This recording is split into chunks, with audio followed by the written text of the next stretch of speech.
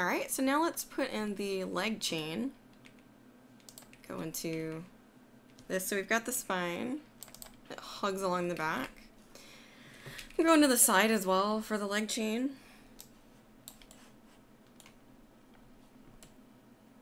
Now, if you don't like how big these are, the size actually has nothing to do with how it will affect the vertices on the mesh later.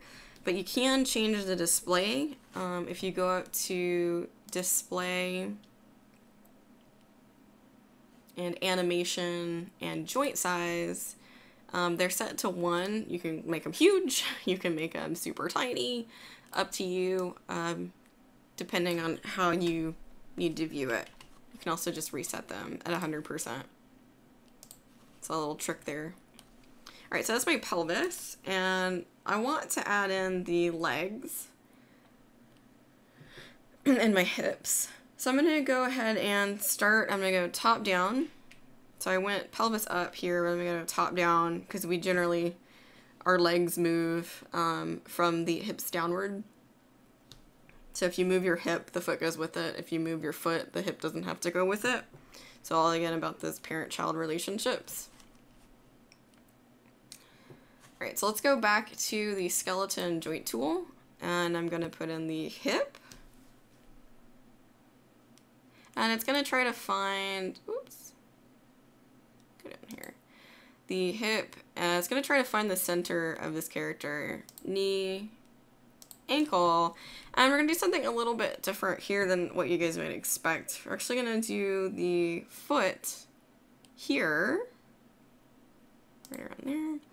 And I'm going to go ahead and do the toe separate. And the reason I'm doing that is because, and I'm going to cap it off here, I'm doing that because when you walk, your foot rolls through. So next time you're taking a walk, pay attention to your foot. Your foot is not a flat thing that just flops around.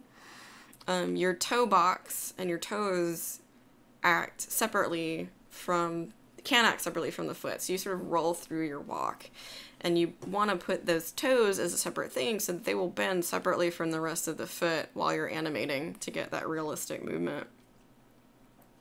So we gotta name these bad boys. So let's see, let's start with this guy and we'll call him hip. And I'm gonna go ahead and say this is the character's left side. And you always want to do it based on the character, not what you're seeing. Because again, what you're seeing, you could see all the way around, depending on what you're looking at. It's a 3D program. So name everything based on the character, relative to the character. So this would be hip left, hip LT. I've got knee LT. Got ankle LT, foot LT, not a flute, there we go, toe LT, come here, and toe end LT. I like underscores, but the book uses the E here. Oop. So whichever makes more sense to you. I'll go ahead and do this because that's what the book has.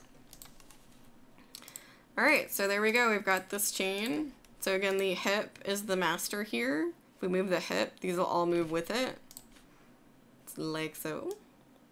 Now it's not attached to anything yet, but... So that's the main parent, that's the big kahuna. But if we move anything lower on the chain, the only thing is going to move the children of it, right? Okay, so that's the leg. And next we're going to approach the arms.